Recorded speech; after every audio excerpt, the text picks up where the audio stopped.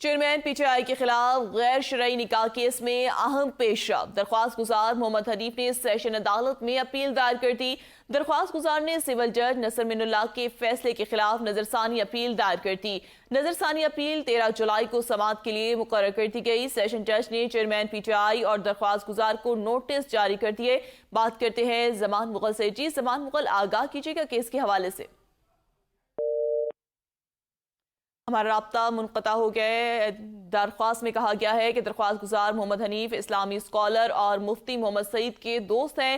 نکاح خواہ مفتی محمد سعید chairman P T I کے قریب رہ چکے ہیں۔ آن چودھری اور مفتی محمد سعید نے سول جج کے سامنے اپنا بیان ریکارڈ کرایا ہے۔ سول جج کے فیصلے کو کالعدم قرار دیا جائے۔ ہم خبر سے آپ کو آگاہ کریں، چیئرمین پی ٹی آئی کے خلاف غیر شرعی نکاح کے یہ کیس ہے جس میں اہم پیش رفت سامنے آئی ہے۔ درخواست گزار محمد حنیف نے عدالت میں اپیل دائر کر دی ہے۔ بات کرتے ہیں زمان مغل سے۔ جی زمان مغل، آگاہ کیجیے گا۔